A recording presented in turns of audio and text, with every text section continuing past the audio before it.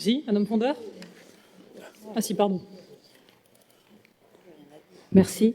Donc, l'acquisition pour 1 million d'un bien immobilier, c'est pour faire un square, c'est ça?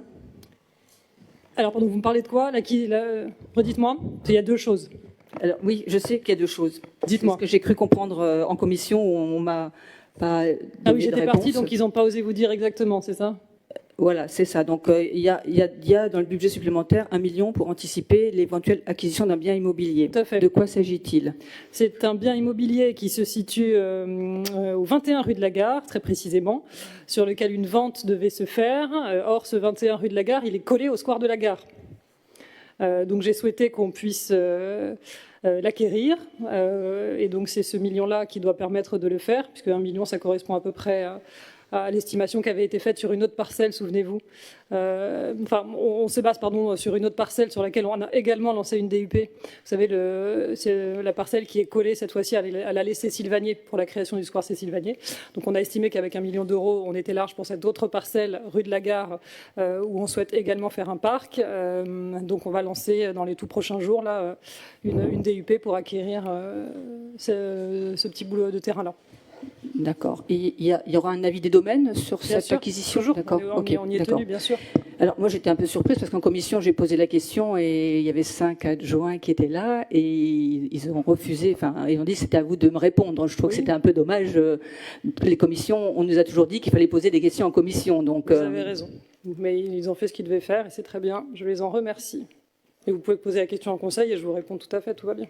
Oui, mais bon, voilà, j'avoue que je comprends pas très bien ni la culture du secret sur ce genre de. Non, mais il n'y a pas de culture de secret. Non, mais pourquoi ne pas répondre dans ce cas? Ils ne savaient pas. C'est une procédure qui a été initiée il y a 2 semaines, 3 semaines. Non, mais attendez, à partir du moment où c'est dans le budget supplémentaire, je pense. Madame Fondeur, calmons-nous.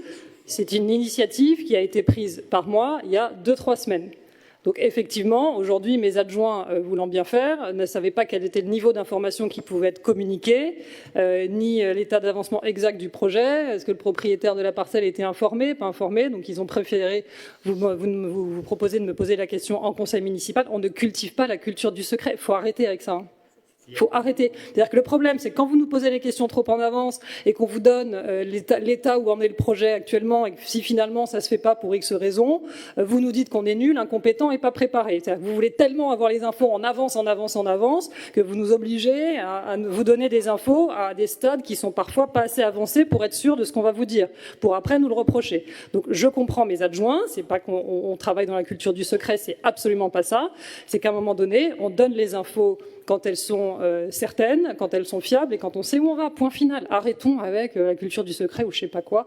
Donc merci à mes adjoints de m'avoir laissé prendre la parole sur ce sujet très récent. Monsieur Geffrier. Merci Madame le maire, chers collègues. Il y avait aussi une question sur l'annulation des sessions d'immobilisation sur le 4 rue Camille Pelletan, donc l'ancienne maison des anciens combattants. Il y a une évolution du projet là sur ce sujet.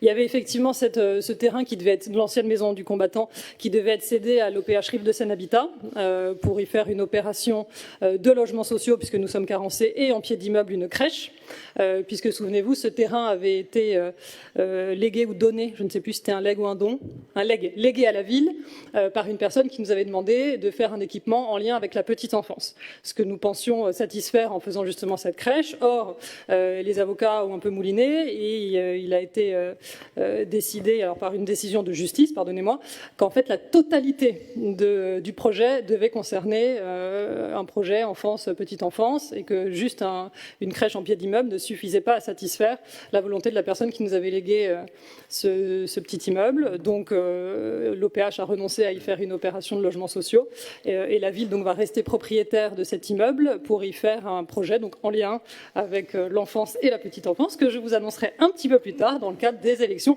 municipales qui, cela ne vous a pas échappé, arrivent dans quelques mois. Voilà. Merci. Mais bon, voilà, un projet 100% en lien avec l'enfance, la petite enfance, voilà, pour ceux qui ont un peu suivi ce qu'on souhaite faire, je pense que c'est assez transparent pour ceux qui ont suivi. OK ? Merci Monsieur Geffrier. Donc, nous continuons à œuvrer pour les familles à Levallois. Merci pour cette question. Est-ce qu'il y en a d'autres? Il n'y en a pas. Alors, je vais mettre aux voix Le compte le compte de gestion. Après, je sortirai pour le compte administratif. Le compte de gestion, je mets aux voix. Qui est pour? Avis contraire, abstention, abstention.